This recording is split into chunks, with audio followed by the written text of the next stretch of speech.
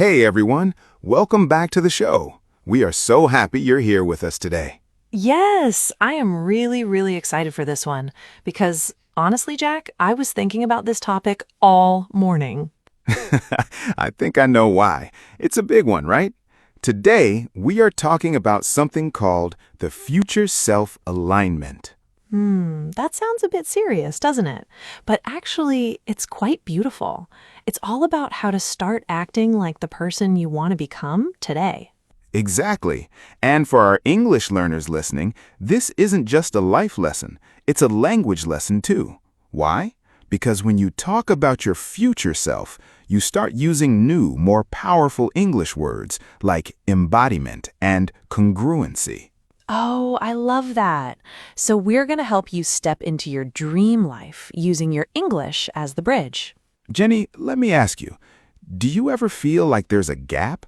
Like you have this person you want to be, but you're stuck being the person you are right now? Oh, Jack, every single day. Seriously.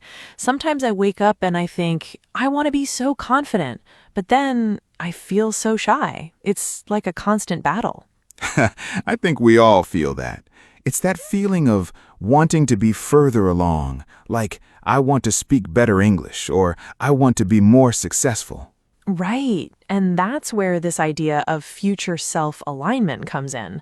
It's about acting like that person already, even if it feels a little bit fake at the start. Exactly. It's what we call embodiment. That's one of our key words today. It means living out your values, not just dreaming about them. Embodiment. That's a strong word. Can you give me an example, Jack? Sure. Let's say you want to be more confident in your English. Embodiment would be walking into a shop and just saying hello clearly, even if your hands are shaking a little bit. Oh, I see. So you're not waiting to feel confident, you're choosing to act confident first. Exactly. That is the definition of stepping up. You aren't just waiting for the future. You are bringing the future into the present. You make it sound so simple when you say it like that. But wait, what about congruency? You mentioned that earlier. Right. Congruency. It's a fancy word, but it just means when your inside thoughts match your outside actions. So if I want to be someone who is, say, a great English speaker, my actions need to match that goal.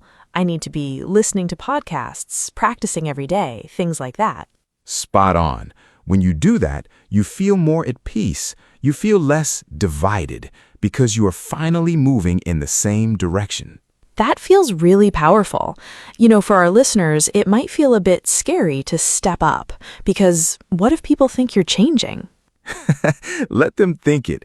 Changing is a good thing. It's growth. And you know what? The people who love you will actually be happy to see you growing. That's a really good point. Sometimes we hold ourselves back because we're afraid of what others think.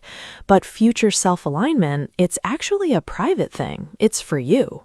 Exactly. It's your journey. So, Jenny, how can someone start doing this today? Not tomorrow, today. I think it starts with a small choice. Maybe it's just the way you hold yourself, standing a bit straighter, smiling when you talk, even if you're talking on the phone. Yes, those tiny physical changes, they really do change how you think. My grandmother always said, fake it till you make it. I used to hate that saying, but now I think she was onto something. Fake it till you make it. That is such a classic English expression. It means acting like you have the skill until eventually you actually have the skill. Do you think that's congruency, though, or is it lying? That's a great question. I think it's only lying if you have bad intentions, but if you're doing it to grow, to become a better version of yourself, then it's just practice. It's a rehearsal. A rehearsal. I love that. So we are all just rehearsing for our future selves. Exactly. And that takes the pressure off, doesn't it? You don't have to be perfect right now. You just have to be moving forward. Stepping up. That's what we're doing. You know, I remember when I was first trying to improve my own public speaking, I felt like a child, really. I was so nervous. Really? You? You seem so natural now. No, I was a mess, but I started aligning with my future self. I started imagining I was already the speaker I wanted to be. I started walking with purpose. I started using stronger vocabulary. Did it help? It changed everything because the moment I acted the part, I started to become the part. It wasn't overnight, but it was steady. Steady progress. That's the key. Our listeners, they don't need to change their whole lives today, just one small step. Exactly. What's one thing they could do? Any ideas? How about this? For the next 24 hours, pretend that you are already the English speaker you dream of being. If you're at a cafe, order your coffee with that extra bit of confidence. If you're at work, answer that email with that extra bit of professionalism. I love that. It's a fun experiment. You aren't lying. You're just stepping into a new version of you.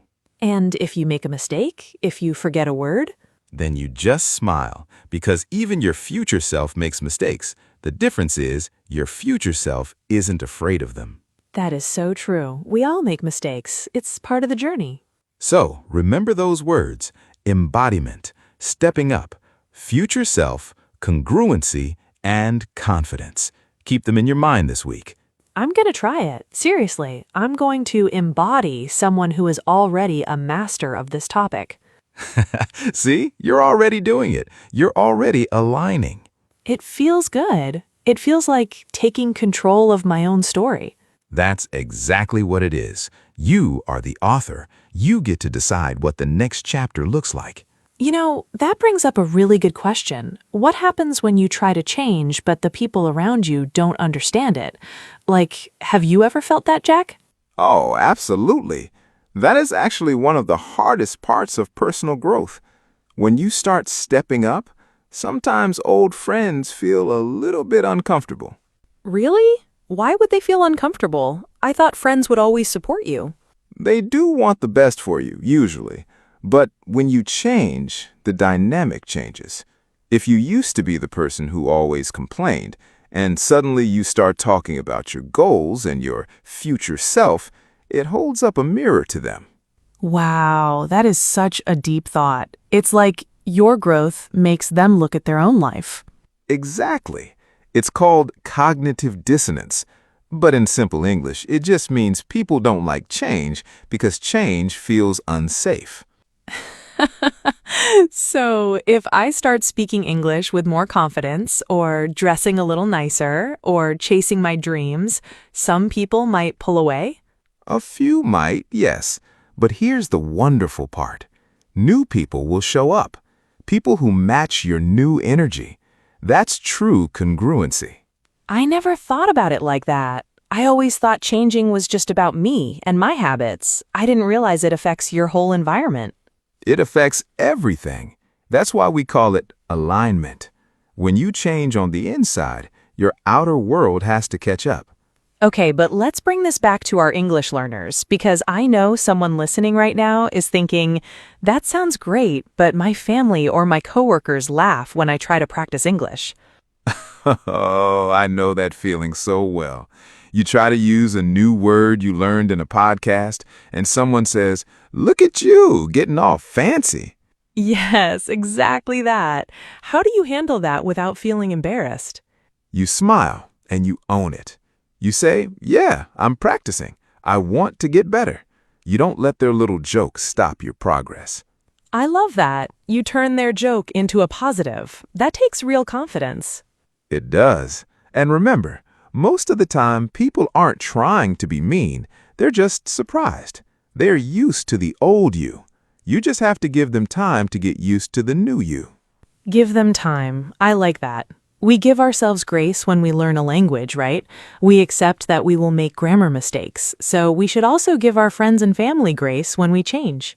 What a brilliant connection. Yes. Just like you don't expect to speak fluent English on day one, you shouldn't expect everyone around you to instantly understand your new mindset on day one. It's all a process. Everything is a process. You know, Jenny, when we talk about the future self, a lot of people think it has to be this massive, dramatic change, like moving to a different country or changing careers. Isn't it? That's what I always imagined. Not at all. Sometimes your future self is just someone who drinks a glass of water in the morning, reads 10 pages of a book, or listens to an English podcast instead of scrolling on their phone for an hour. Oh, that is so reassuring because a massive change feels overwhelming, but reading 10 pages? I can do that. Exactly. That is the true embodiment of a reader or a learner. It's not about the big moments. It's about the tiny, boring habits that nobody sees. The invisible habits. Wow. Can we talk more about that? Because I think our listeners need to hear how small actions build up to the big dream life. We definitely can. Let's break down how a tiny 5-minute habit can completely shift your identity over a year. 5 minutes? Really? Can a 5-minute habit actually change your whole life?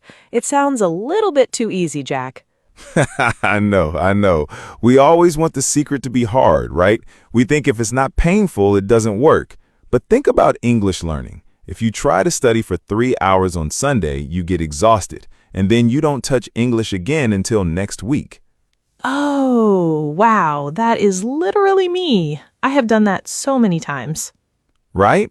But if you listen to a podcast for 5 minutes every single day while you make your coffee, by the end of the year, that's 30 hours of listening practice without even feeling stressed. When you put numbers to it like that, it totally changes your perspective. It's not about intensity, it's about consistency. Spot on. Consistency beats intensity every single time, and that is a core part of future self-alignment. Your future self isn't a superhero who studies for 5 hours a day. Your future self is just someone who shows up for 5 minutes every single day. I love that. It takes away so much guilt. You know, I used to feel so guilty on the days I was too tired to study for a long time.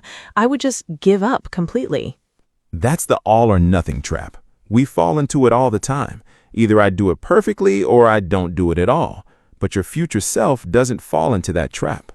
So, what does the future self do instead? They practice self-compassion. They say, okay, I only have 5 minutes today. That's fine. 5 minutes is better than 0. 5 minutes is better than 0. I need to write that on a sticky note and put it on my desk. That is such a comforting thought. Do it. Put it right where you can see it. Because building your dream life or building your fluency in English is just a collection of those tiny 5-minute choices. Okay, let's give our listeners a real challenge for this week. A tiny 5-minute habit they can start right now, today. Ooh, I love that idea. What do you suggest, Jenny? I suggest choosing just one English word from everything we talked about today, like embodiment or congruency, and using it in a sentence out loud. Just once, to yourself or to a friend or even in a journal. Just one word. That takes less than 10 seconds. Exactly, but it counts. It's a vote for your future self as a confident English speaker. I love that phrase, a vote for your future self. Every action you take is a vote for the type of person you want to become. Wow, what a brilliant way to look at it. Well, Jack, I think we've given our listeners a lot to think about today. We really have. Remember, everyone, your dream life and your fluent English isn't some distant mountain you have to climb all at once. It's just the next right step. So keep stepping up, keep building your confidence, and don't forget to enjoy the journey. We are so proud of you for showing up today. Keep learning, keep growing, and we will see you in the next episode. Bye, everyone. See you next time.